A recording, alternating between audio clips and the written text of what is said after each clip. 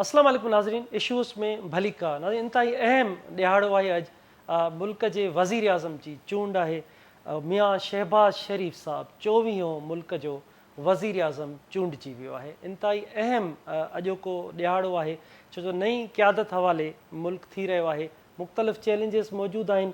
अॼोको जेकी इलेक्शन ही क़ौमी असैम्बलीअ जे 336 रुकनी ऐवान में शहबाज शरीफ़ साहब 201 वोट हासिल करे कामयाबी माणी आहे, जॾहिं त सुन्नी इत्तेहाद काउंसिल जे उमर अयूब ख़ान 92 वोट हासिल करे सघियो आहे।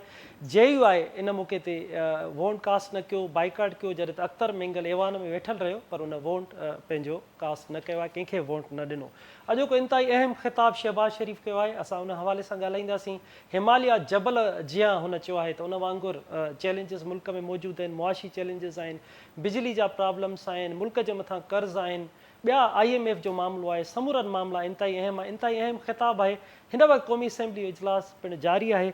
असीं अॼोके हिन अहम वज़ीर आज़म जे ख़िताब, वज़ीर आज़म इंतहाई अहम चूंड ते ॻाल्हि ॿोल कंदासीं। असांखे अहम पैनल जॉइन कयो आहे। इनाम शेख साहब प्रोफेसर आहिनि, लेखक, तज़िये निगार आहिनि, उन असांखे जॉइन कयो आहे। इमदाद सुमरो साहब सीनियर सहाफ़ी आहिनि, उन्हनि बि जॉइन कयो आहे। गुलाम रसूल कुंभर KTN न्यूज़ इस्लामाबाद जा सीनियर रिपोर्टर आहिनि, उन्हनि बि जॉइन कयो आहे। जॾहिं त डॉक्टर करीम ख्वाजा पीपल्स पार्टी जा अॻुवान आहिनि, उन्हनि बि असांजो जॉइन कयो आहे। तव्हां सभिनी खे वेलकम थो चइजे। ॻाल्हि ॿोल जी शुरूआति इनाम साहब, इमदाद साहब, तव्हां सभिनी जी इजाज़त सां गुलाम रसूल कुंभर पार्लियामेंट हाउस में मौजूदु आहे, उन सां था कयूं। गुलाम रसूल, छा सूरत हाल आहे हिन वक़्तु पार्लियामेंट जी, ऐं कंहिंजो हिन वक़्तु ख़िताब हली रहियो आहे, ऐं छा पिया ॾिसो था? जी बिल्कुलु असलम, क़ौमी असैम्बली जो इजलास हिन वक़्तु जारी आहे ऐं हिन वक़्तु हारायल उम्मीदवार उमर अयूब ख़ान ख़िताब करे रहियो आहे। उनजे ख़िताब दौरान बि PMLN जा मेंबर ईअं ई एहतजाज करे रहिया आहिनि जीअं शहबाज शरीफ़ वज़ीर आज़म चूंडजण खां पोइ पंहिंजो ख़िताब कयो त उन वक़्तु जेको एहतजाज कयो वियो ऐं उन खां अॻु में इलेक्शन जो प्रोसेस शुरू थियण खां अॻु में बि जीअं एहतजाज कयो वियो, ईअं ई हिन वक़्तु PMLN जा मेंबर जेके आहिनि उहे एहतजाज करे रहिया आहिनि। शदीद एहतजाज दौरान मियाँ शहबाज शरीफ़ पंहिंजो ख़िताब कयो आहे। उन खां अॻु में चूंड जो जेको अमल हो, लॉबीज़ में मेंबर्स खे वञण जो चयो वियो। लॉबी A में शहबाज शरीफ़ जा हामी मेंबर जेके आहिनि विया, लॉबी 2 में उमर अयूब जा हामी जेके आहिनि उहे विया ऐं मजमूई तौर ते 201 वोट खणी मियाँ शहबाज शरीफ़ मुल्क जो 24हों वज़ीर आज़म चूंडजी वियो आहे, ॿियो भेरो वज़ीर आज़म थियो आहे ऐं उन हवाले सां हुन अॼु अहम ख़िताब बि कयो आहे। मियाँ शहबाज शरीफ़ जेको पंहिंजो ख़िताब कयो आहे उन में मजमूई तौर ते मुल्क खे जेके चैलेंजिस दरपेश आहिनि उन्हनि चैलेंजिस खे मुंहुं ॾियण जे हवाले सां संदन कहिड़ी हिकमत अमली हूंदी उन जे हवाले सां मुख़्तलिफ़ उन प्रोग्राम जेके आहिनि उहे अवाम आॾो रखिया आहिनि। थोरे जो शदीद शोर हो ऐं उन शदीद शोर में बि खेसि ख़िताब करण में मुश्किलातूं पेश आयूं पे, पर बुनियादी शयूं जेके हुन रखियूं उन में मुल्क जी मुआशी सूरत हाल जेका आहे उन जी अबतरी जी उन ॻाल्हि कई, उन जे चैलेंजिस जी ॻाल्हि कई। गॾोगॾु बिजली चोरी जेका आहे उनखे रोकण जे हवाले सां शहबाज शरीफ़ चयो त उन चोरी खे असांखे रोकणो पवंदो। FBR जी टैक्स कलेक्शन जेको जो अहम मामिलो आहे उन जे हवाले सां बि वज़ीर आज़म ख़िताब में ज़िक्र कयो। उते ई IMF सां ॻाल्हियुनि जे हवाले सां शहबाज शरीफ़ जी त ज़िक्र कयो, उते PTI तरफ़ां जेको ख़त लिखियो वियो आहे IMF खे उनखे बि शहबाज शरीफ़ तनक़ीद जो निशानो बनायो। जेके प्रोग्राम उन शहबाज शरीफ़ ॾिना आहिनि उन्हनि में हिकिड़ो त नौजवाननि जे हवाले सां 5 लख नौजवान जेके आहिनि उन्हनि खे IT समेत जदीद जो दौर जूं जेके घुर्जियूं आहिनि उन्हनि तहत तरबियत ॾियण जो प्रोग्राम जोड़ण जी ॻाल्हि कई आहे। उन सां गॾोगॾु हारियुनि खे मुफ़्त ॿिज फराहम करण जो ऐलान बि जेको आहे उहो शहबाज शरीफ़ कयो आहे। उन सां गॾोगॾु ज़राअत में ट्यूबवेल खे सब्सिडी ॾियण खां वेंदे ज़राअत में मुख़्तलिफ़ सुधार आणण जी शहबाज शरीफ़ ॻाल्हि कई आहे। उन सां गॾोगॾु जेके चइनी सूबनि खे गॾिजी खणी हलण जी बि ॻाल्हि कई आहे मियाँ शहबाज शरीफ़ ऐं चयो आहे त समूरियूं जेके मुल्क जूं इकायूं आहिनि उहो गॾिजी करे ई जेके चैलेंजिस आहिनि उन्हनि खे मुंहुं ॾेई सघनि थियूं। मुल्क जी मजमूई जेका सियासी सूरत हाल आहे उन ते बि उन गुफ़्तगू कई ऐं ख़ासि तौर ते PTI या सुन्नी इत्तेहाद काउंसिल जेका आहे उन जे मेंबरनि जे हवाले सां सदस्य इहो चयो त हू थोरे जो एहतजाज कनि पिया, पर उन एहतजाज जा मुनासिब फोरम जेके आहिनि उहे मौजूदु आहिनि। Supreme court, high court, session courts जेके आहिनि उन्हनि में रुजू करणु घुरिजे आहे, पर उन्हनि IMF सां रुजू कयो आहे। साॻे वक़्तु शहबाज शरीफ़ जो चवणो त असांजी ख़्वाहिश हुई त जेका असां इन ॻाल्हि जो इज़हार बि करे चुका आहियूं त जेकॾहिं सुन्नी इत्तेहाद काउंसिल हुकूमत ठाहे थी त ठाहे असीं अपोज़िशन में वेहण लाइ तयारु आहियूं, पर उहो ज़ाहिर आहे उन्हनि वटि उहे अंग अखर न हुआ। नतीजे में असां इत्तेहादियुनि सां गॾिजी करे हुकूमत ठाही आहे। इत्तेहादियुनि खे गॾु खणी हलणु ऐं उन्हनि जी क़यादत मां जी ज़हनी सलाहियतूं जेके आहिनि उन्हनि मां फ़ाइदो वठण जी बि शहबाज शरीफ़ ॻाल्हि कई आहे। मजमूई तौर ते कश्मीर, फ़लस्तीन ऐं ॿिया जेके इशूज़ आहिनि उते जिते हुन ॻाल्हि कई आहे उते ई आलमी दुनिया सां बराबरी जा लाॻापा ऐं बहितर जेके आहिनि से कारोबारी लाॻापा जेके आहिनि उनजी ॻाल्हि कई आहे। लॻभॻि 1 कलाक ताईं शहबाज शरीफ़ जेका गुफ़्तगू कई उन में घणो जेको ख़िताब संदसि हो उहो चैलेंजिस जे हवाले सां हो त मुल्क खे कहिड़ा चैलेंजिस दरपेश आहिनि। हिन वक़्तु बि क़ौमी असैम्बली जो इजलास जारी आहे ऐं एहतिजाज जो सिलसिलो बि असैम्बली अंदरि हलंदड़ आहे। बिल्कुलु गुलाम रसूल, तव्हां ठीकु पिया चओ, इंतिहाई डिघो शहबाज शरीफ़ जो ख़िताब हो, उनजो जेको अहम उन में नुक़्ता मुआशी चैलेंजिस हुआ। इनाम शेख साहब, अॼोकी वज़ीर आज़म जी चूंड ऐं उन खां पोइ शहबाज शरीफ़ जो ख़िताब, तव्हां उन हवाले सां छा मौक़िफ़ रखो था, कहिड़ो तजियो ॾियो था?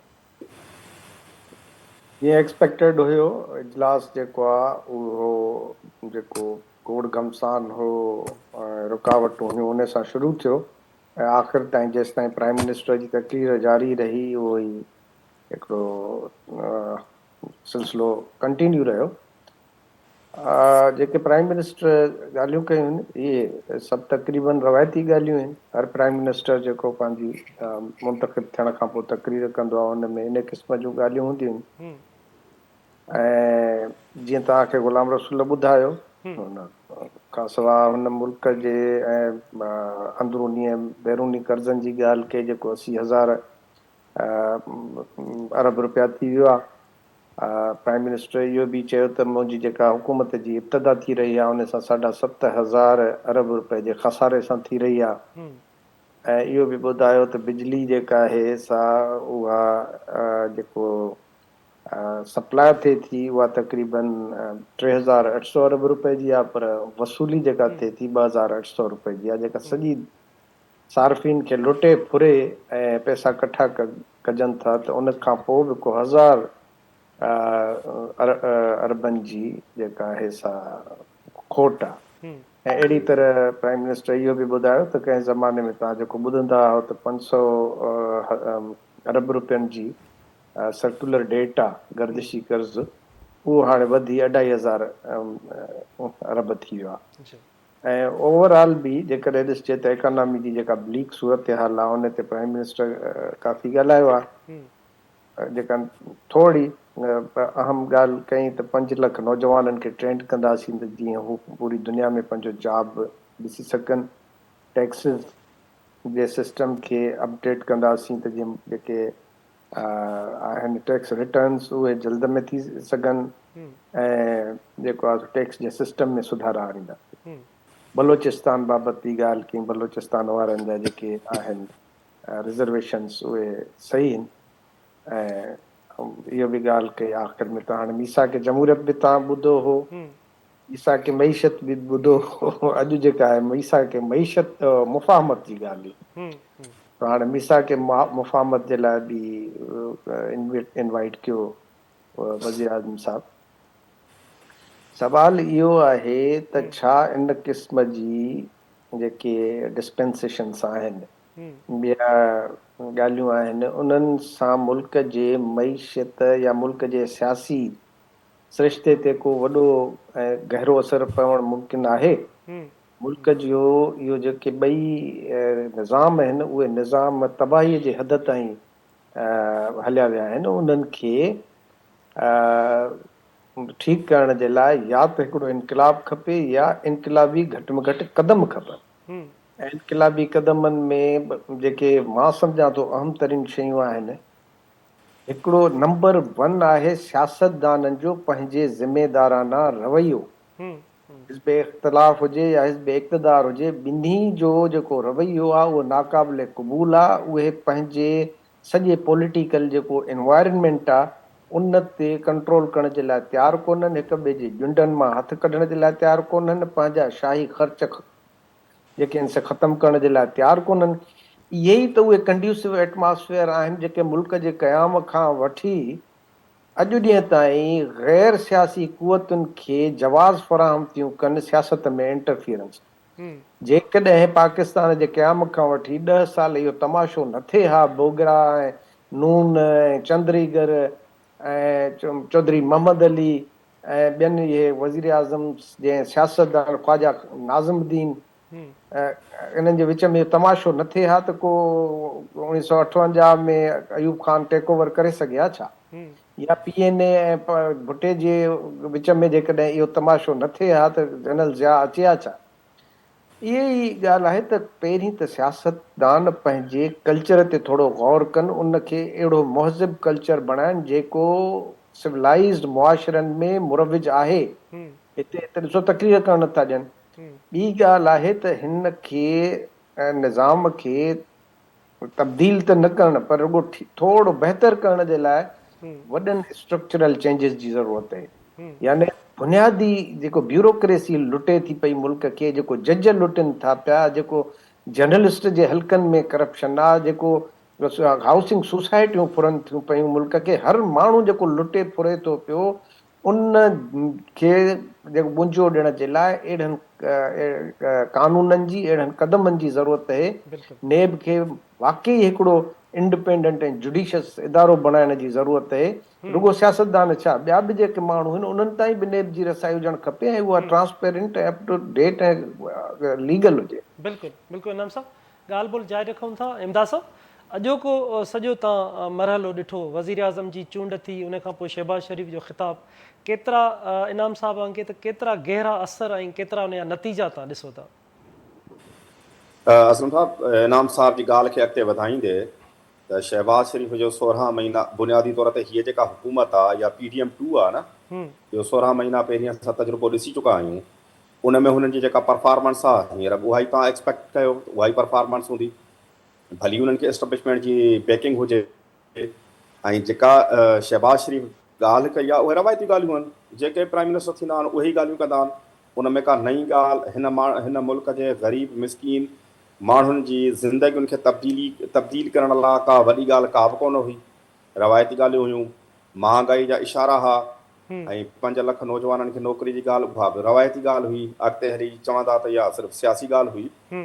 त इनाम शेख साहब जेका ॻाल्हि कई बिल्कुलु सही ॻाल्हि कई। मां हुनखे सेकेंड थो कयां त जेसि ताईं सियासतदान पाण में सुधारो न आणींदा, जेसि ताईं सियासतदान सुधरंदो कोन, उहे पंहिंजा रवैया तब्दील न कंदा, उहे करप्शन लुट मार, कंहिंखे ख़बर न आहे जेके हीअ वेझे जेका पाकिस्तान जो जेको सियासी जेको माज़ी आहे उन में 2 पार्टियूं, बिल्कुलु आसान लफ़्ज़नि में चइजे त शहबाज़ शरीफ़ ख़ानदान ऐं ज़रदारी ख़ानदान जी हुकूमत रही आहे। वारी वारी हू वठंदा रहिया आहिनि। उन में उन्हनि जा असासा केतिरा वधी विया आहिनि सिर्फ़ु इन्हनि ॿिन्ही फैमिली।